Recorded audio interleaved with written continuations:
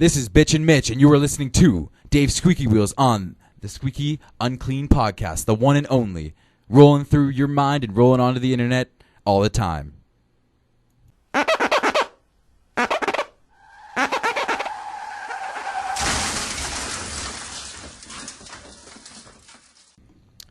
Hello, good day of the week. How's everybody doing? Welcome to the Squeaky Unclean podcast. This is episode number 12. Excuse me. And this is actually a very special podcast because we have an old friend, Bitchin Mitch, Grondin. That's me right here. Thanks for having me on, Dave. Yes. So you always call me an old friend, yet I think I'm like 20 years younger than you. I don't Yeah, even you're definitely like you could definitely be like my illegitimate love child at some point. I don't know. Considering one half of my body probably weighs more than your entire body. I think you're just talking about my penis. That's a different story. Yeah. That's a different story. Yeah. Yeah, it's completely different. Yeah, I actually hadn't seen you in like the longest time, man. You had been out of the city for about 2 months. 2 months. I was doing some stuff. You know, I almost got into school. You know, far away as students do, and then they take off and they go do school. But circumstantially, it worked out that I am a radio broadcaster, and this is actually what I do. And that's what I'm going to school for, so right on. Bitchin Mitch, actually, if anybody listening wants to like my radio personality page, hop on Facebook, give it a like. I rant and say funny things all the time, so go check it out. Bitchin Mitch at Facebook, you know. Anyway, though, I was supposed, after that plug, there's totally no aimless plugs at the start of this podcast. None at all, wink. But really, though, I was supposed to go to school in the States, for a broadcasting school over there, and everything was working out. And literally, I was going there, I had meetings there, everything was working out awesomely. And this was about probably just before May. And then I show up one time, I fill out paperwork, I sign this thing that makes me an official student, and the representative that's dealing with me looks at me and she goes, okay, I'm going to go get the president of the school to come meet you. So I'm like, right on, whatever. So I'm sitting there, and she walks in, and then she goes, oh my God, you're Canadian? And I'm like, well, yeah, you know. Yeah, I'm Canadian. What does that have to do with anything? Exactly. She goes, oh, we're not accepting foreign students this year, so sorry. Yeah, what does it mean by it's like whenever apparently me being Canadian makes me so foreign that I can't get into a school in the United States. Man. Yeah, well, you know what makes me mad is that there's millions on millions of people going over there every day that'll go do shit work and do this, that, and this. And I'm not trying to be racist, but it makes me mad that I'm a Canadian citizen. I should be able to go to my sister country and go to school there without a problem. I feel. But that's essentially our history in this area, because if you look back at the turn of the 20th century, I mean. Customs, basically, the customs wasn't even used to be called customs. It was called the INS. I can't remember the acronym for the life of me. What was it called? The INS? The INS. It sounds like IRS, except there's one letter that's not the same. but yeah, the ins. Get ins and get ins here, yeah. The ins is like the in crowd and the out crowd. So the in crowd decides it all. It sounds like a creepy German thing from like World War II. But yeah, man, no, we used to like, everybody knows that Windsor was a big town with prohibition because we're on the border of Detroit. Yeah, we're literally on the border. Hold on a second, guys. Hey, we're back, everybody. Sorry about that. There's a little delay. It's funny. As we were starting the show, I was saying, why does this person keep calling? Because there's a person that kept calling into the studios here at CJAM. And pretty much, we're getting this room for free. People show up, they need it, we got to get out. That's bottom line. We're just what went down. We're just renting the condo. It's nothing too important. I would even say renting. We're more like squatting in the condo. Yeah, we're just taking the futon, and the cats can I'll pee take on the us. corner. Yeah. It's and they won't really care. They'll just be like, "Well, we're giving you that shit for free, motherfucker." But thank you, CJM, for letting us use, Absolutely. And thank you, Dave, for having me on. This is Bitchin'. I'm having a great time so far. So what's up, man? What do you want to talk about? Well, let's first talk about our little adventure coming into the studio, because it's very narrow getting in here, and you were pushing me in my chair, and that in itself is like a type of driving test. But it is like a type of driving. Anytime I have to push you anywhere, it's like a type of driving test. It's true. We have stories to back that up. As I was actually getting out of the van, we underestimated like how fast I sat in the chair. So that's not even what happened. Yeah. He was just sitting there, and I think it was on the side of the road, so it was on one of those pieces of lawn that's not really a piece of lawn. It's just on the other side of the sidewalk. Like if your kids were going out to play on the front lawn, they wouldn't go on this part of the lawn to play on because it's on the other side of the sidewalk, the kind closest to the curb. Exactly. And it's kind of a slope, So Dave's chilling on his chair as I leave him, as I'm trying to close up my van, and then all of a sudden I turn back, and it was really slow motion. He just kind of collapsed right in front of me, and fell right to his back. Yeah, and I was laughing my ass off the whole time. See, I thought you wanted to lay down, in the fields and the meadows and just enjoy nature around you, especially after the activity we just took part in before doing such things. Absolutely. Yeah, no. Especially with that too, because I feel as if I'm just used to falling at this point. Well, that's when you said that. Exactly. I mean, you're in a wheelchair for a reason, right?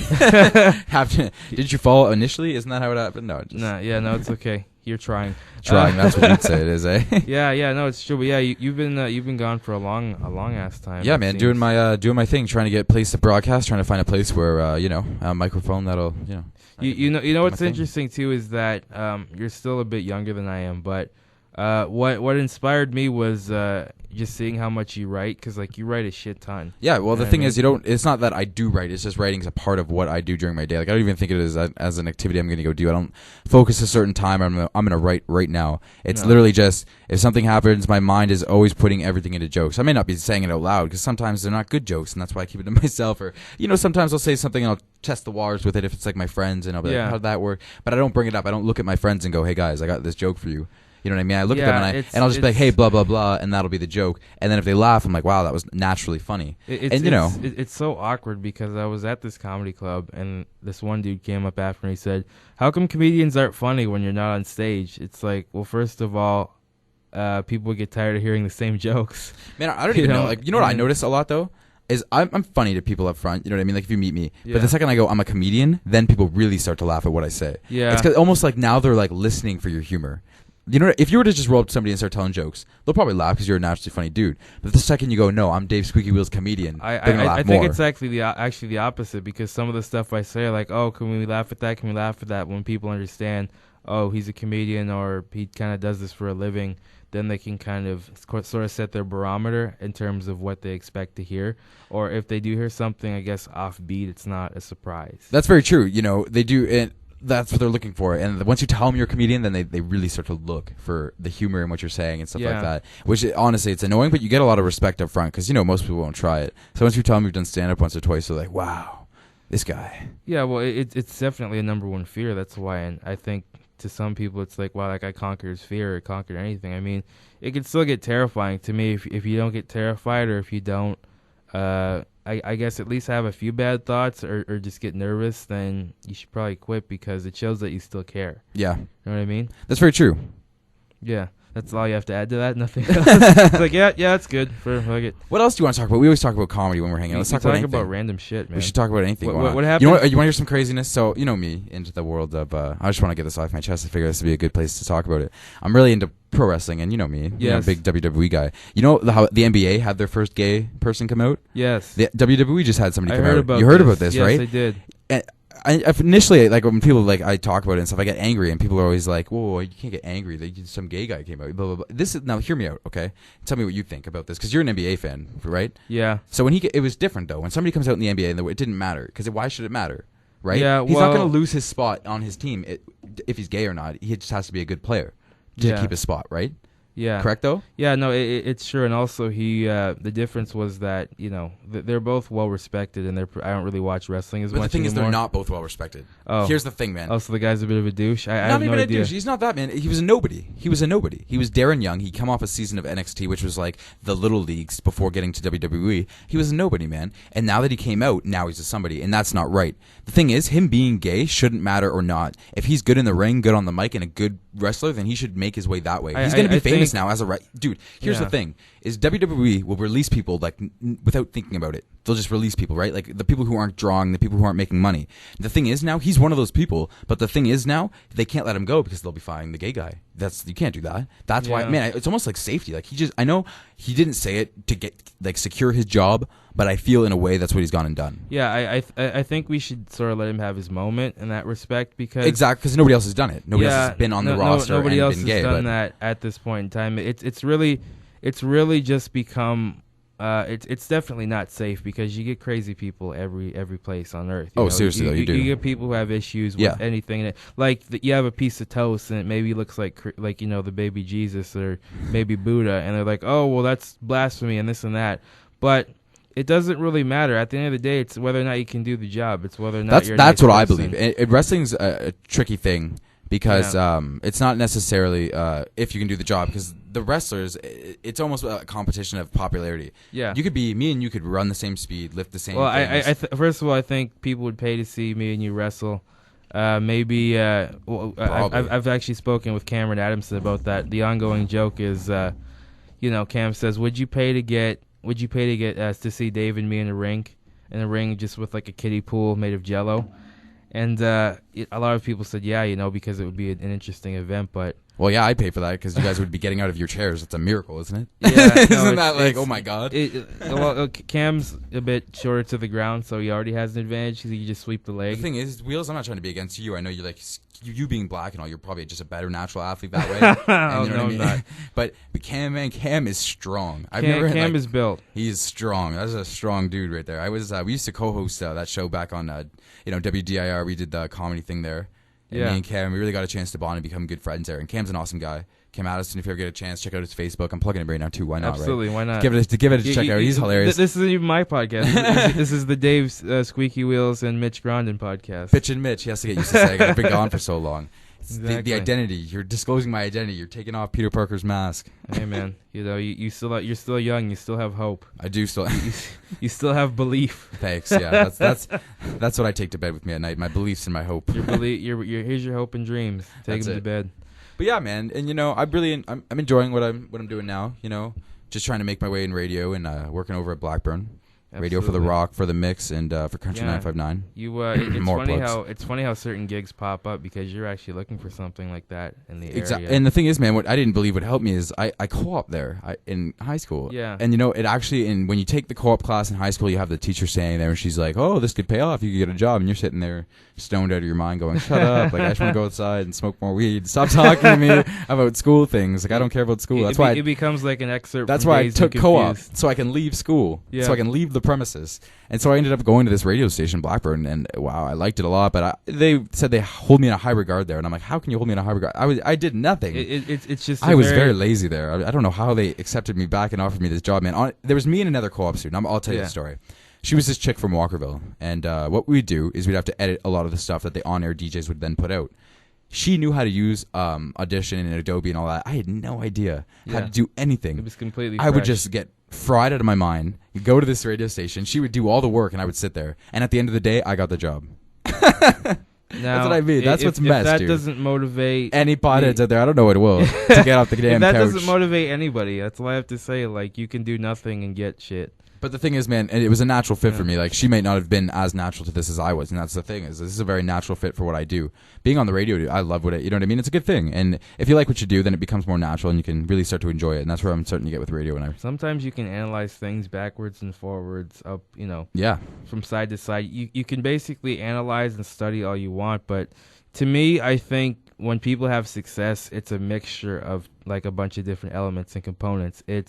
One of them is having the ability to put in the work, to train yourself mentally, to channel that energy that you feel, and to put that into your work in a positive sense, and also just to have the raw talent. And sometimes you find that some people either have the work ethic or just the talent, because it seems like sometimes if the people have all the talent, they won't want to put in the effort, and if the people don't naturally have the talent, then they have to put in more effort. You know what I mean? So and here's the real happy key medium that I've noticed as for somebody with success is, I'm just gonna say it because he's somebody with success. How humble, mega successful dude, and I don't like him as a comedian at all. I think his jokes are trash. Oh yes. But Dane Cook, Dane Cook, yeah. success wise is very successful, and this is what he did. Is he did have raw talent in his writing, in his ability on stage, and he does. And his jokes aren't all there, but if you watch the guy, he's very theatrical. That's where his raw talent comes in, and then he took his motivation, his drive. That guy was a workhorse, and that's the combination you need. You need the drive and the raw talent, and once you meet that person, you're almost meeting a future celebrity, because it's like, wow. Yeah, and I think another thing is that there's all that controversy of him stealing jokes and whatnot. That's this or that, though. You know what I mean? Yeah, it's because you meet a guy like Dane Cook who goes, "Yeah, I don't steal jokes." You know what I mean? But then you meet a guy like, what's that Mexican comedian Mencia? He's not Mexican. Who's like, what is he? Cuban, whatever he is. He's half Honduran I don't and care. German. No, and he I know. sits there and he goes, Oh, I do steal jokes. I do this. Well, fuck you, man. You can just get out of here then. Like, that's ridiculous. Yeah. Anybody who goes out of their way to he steal was, jokes, man. No, that's so wrong. Yeah, I know the clip you're looking at. He was being sarcastic in that clip, but even so, it wasn't even done in a very It wasn't done in like a humble fashion. No, I've literally heard the words come out of his mouth. Absolutely. If you say a joke, I will take that joke. I will make it Mexican, and I'll say it again. Exactly. That's what he says. Yeah, I don't care if he's Honduras and German. Well, it's not even about that. It's just that you hear like one of his routines. There was a similarity between him and what Cosby said and what him and Carlin said. And here's the thing though: when were Carlin and Crosby around? Cosby, yeah. No, sorry, Crosby. Okay, I'm so Canadian. I said Crosby. Yeah, Crosby. I'm so. That's how Canadian. You know, you listen to a Canadian podcast when somebody messes up. Bill Cosby, the father of Black American television, with Sidney Crosby, Canadian hockey star. Anyway, get the puck out of my brain. Bill it's Cosby. a one vowel discretion. It is just like puck in that other one. But anyway, and they were around so much. Like they were around in the 70s and 80s when they were like there was no Carlos Mencia back then. Like. I feel as if you always had people that wanted to steal jokes. You always had people it's an easy way out. It's not just an easy way out, man. It's just that now you get compensation. A lot of people don't have compensation, or they don't get, some type of gratitude or respect that they feel as if they need in their life. So a lot of people, being funny seems glamorous. Everybody wants to be that hot guy at the party. Right. It's funny, making people laugh that you gravitate to. And people get jealous, and people get upset with themselves, and it just becomes a whole psychosis of, well, why isn't that happening to me always? Why is this guy getting that? You're a deep guy. You know that, Wheels? You're a very deep individual. As a human being, you're one of the most methodical people I know. You think a lot. When you can't run as fast as everybody else, that's what we were talking about earlier. Like, what had come up earlier? Yeah. We were talking, somebody's like, yeah, and these people thought Wheels was telling me, he's like, these people thought I was stupid. And I'm like, if anything, when I meet somebody in a wheelchair, I automatically just assume they're going to be smarter than me. It's not like we're all Professor X or Stephen Hawking, but... But literally, though, you guys have so much more free time. When I'm outside playing with the ball, just becoming stupid, or you're inside not being able to do anything, have to read, have to do something. It's not even that. I mean, like, you have to move your body on some level physically. Oh, for sure. I know what you mean.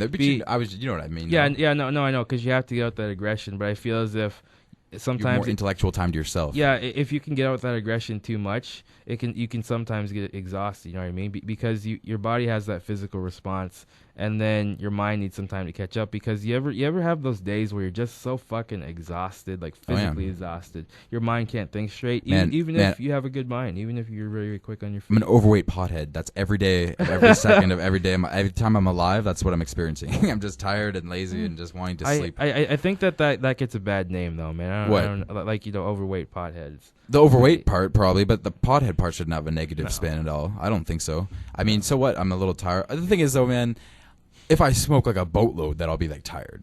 If you know what I mean? If I'm just a casual wake up, do this or that, I can cruise my whole day and be on high energy. I'm not like there's this assumption that the second THC touches the brain that you just become a zombie. And everybody's tolerance level is different. Everybody's tolerance level is different. And look at me compared to you. I'm a bigger guy than you, so it's going to take a little bit more for it to get. But the thing is, I have more fat on my body, and that's where it's absorbed through. If you want to get scientific about it, THC is absorbed through the fat of the body. Mm-hmm. If you're fatter as a person, you can absorb more and hold more. That's where I could technically smoke more than somebody as you, but we could be the same level of high. And if you just take, that's why. And the same translates with drinking. That's exactly right, man. Exactly. A lot of different substances, and you know what too? Some people are just more inept to handle pain. I was talking about this with my. It's a mindset thing too, man. If I could drink a little bit, but be in the mindset I really want to get drunk, and I'll feel silly. Yeah. But if I'm like, not that I would drink when I'm angry or mad, and nobody should ever drink when they're angry or pissed. But if I was angry or drinking or something, it'd probably take longer for me to get that happy, silly feeling. Yeah, I feel as if your mindset's half the battle too. It is. It 100% is. That's what I think. Your mindset has to be half the battle. You can't fight yourself.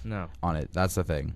The people who fight themselves are the people who do it when they're angry and do it when they're sad. If you just do it to have a good time, you're not out to hurt anybody or you hurt anybody like anybody at all. Like, people assume that if you're doing drugs or something that you're hurting your family. And hard drugs, obviously, yes. Marijuana, no, you're not hurting anybody. No, and even drinking on some level, because moderate drinking is actually proven. Man, drinking's a harder drug than weed. Are you kidding? I'm talking about moderation. But like with moderate drinking, like everybody knows that little lady that has a glass of wine at 3:00 every day, and she lives to be like 106. Exactly, man. You know what I mean? That's my mindset. If I have a big blunt every day at 3, hopefully I'll live to 100. Actually, the oldest woman in the world lived to be 114, and that. She said that was her secret, like her beauty secret. And was that she drank a lot of? She was a wino. No. She smoked a lot of cannabis. She smoked a lot of cannabis. Yeah, almost every single day. It tripped me out because I understood why it was bad for you.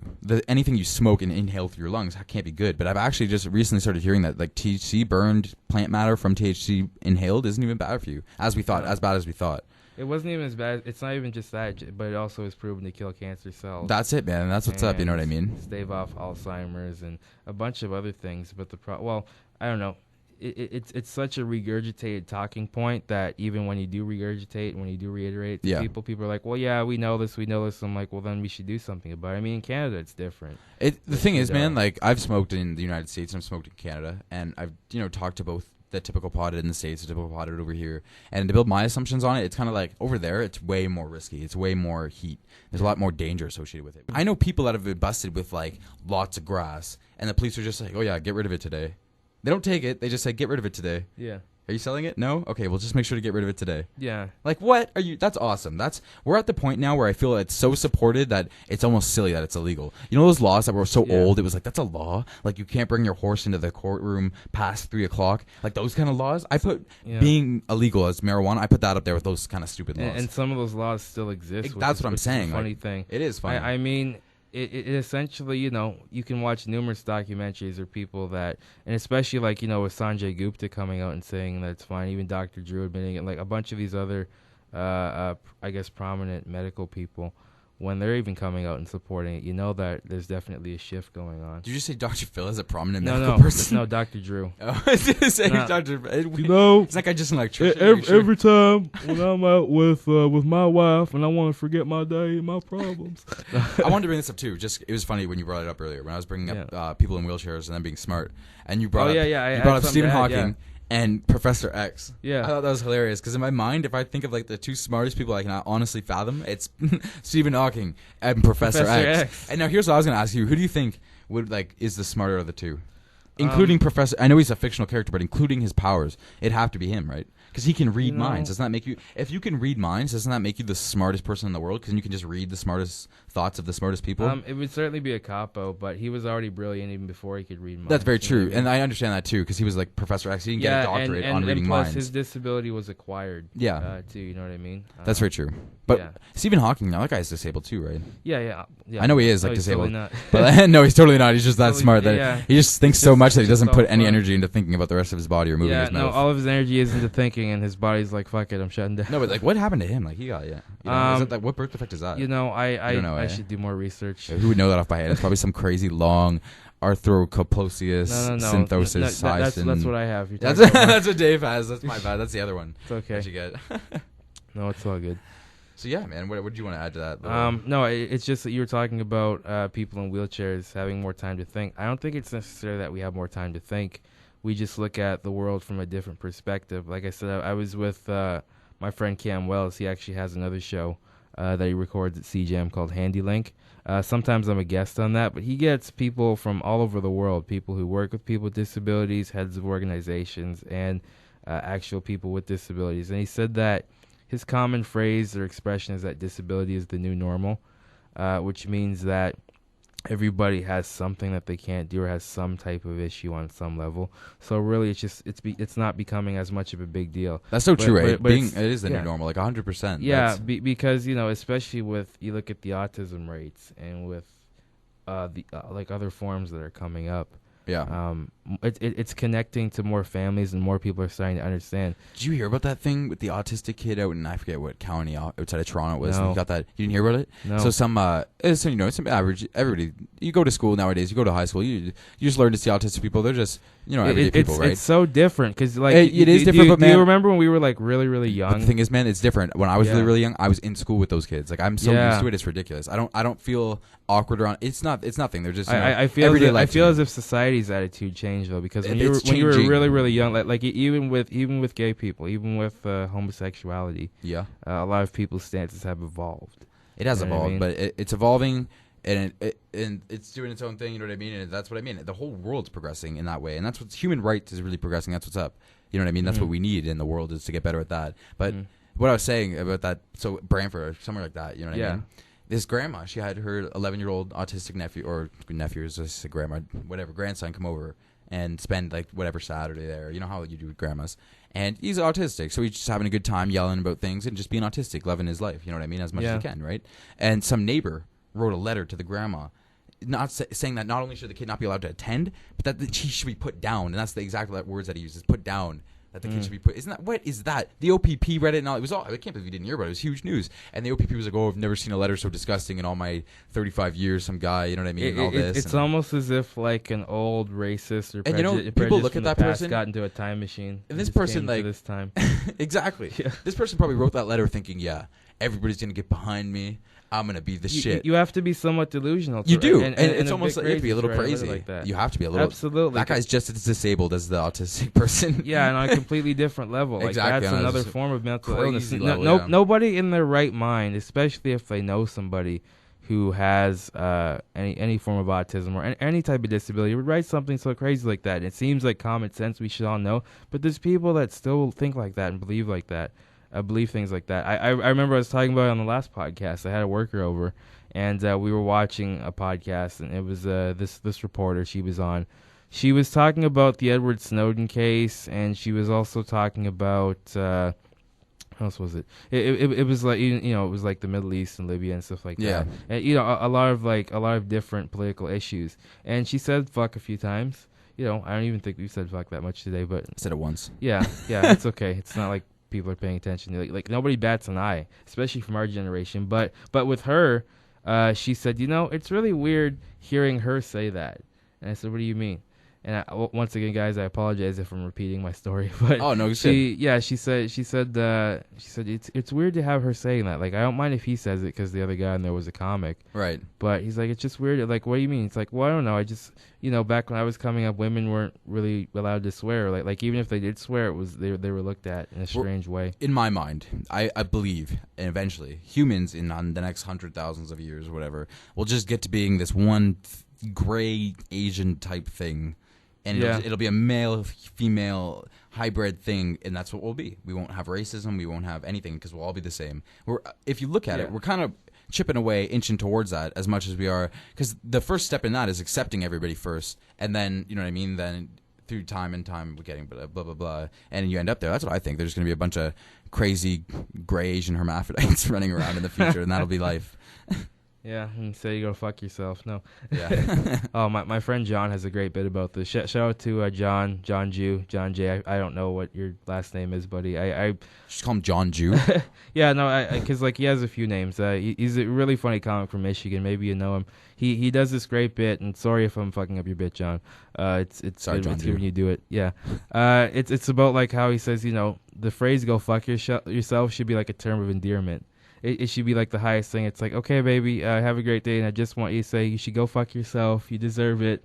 It's the end of the week. You've been working hard. It's almost like looking at somebody. Yeah, you deserve that drink. You know what I mean? Like, yeah, go fuck yourself. You deserve it. That's funny, man. That is a good bit. Isn't it so odd? This is just a random thought, but isn't it odd that we have to have an excuse to have a good time? Some people need an excuse, like grown adults and stuff. And I don't need an excuse, man. No, but some people do. I can understand the pressure and stuff of life if you have a mortgage and kids, but just have a good time. I'm not saying go out and get bombed every single night. Okay, but having a good time isn't even getting high, getting drunk. Like, sure, that's awesome, and that is a good time. But good time can just be chilling, relaxing, laughing, whatever you do. Just to have a good time. Yeah, I feel as if some people need permission, though, because you know how you can get your life can be so structured. Oh, yeah. And so wrapped around a certain predisposition to everything.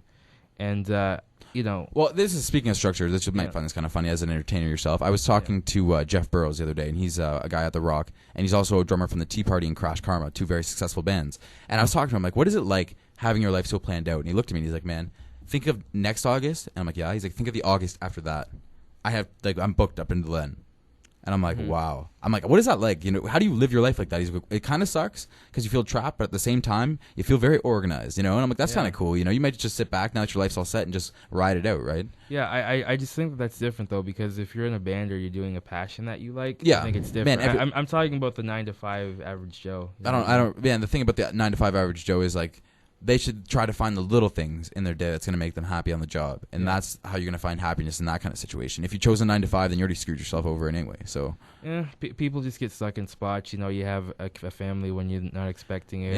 You're shoving your pork and stuff that your pork shouldn't be shoved in. Boom, there's kids, got to put food on the table. You're like, I love this meth. I want to keep buying meth. And then they're like, I need food, Dad. I've been there. No, I'm just kidding. I'm just joking around. But you know what I'm saying, though. It feels as if you're pitching like a Showtime series. Yeah, that's what it feels like sometimes.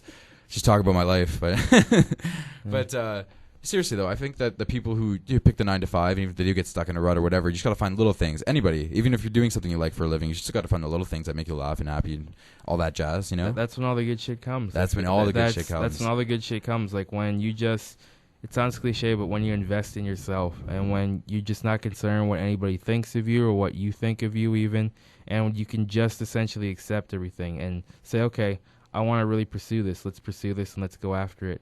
Hell yeah. Everybody should do that, though. Yeah, and I find that the journey is sometimes more exciting than the prize. That was very wise, Grandmaster.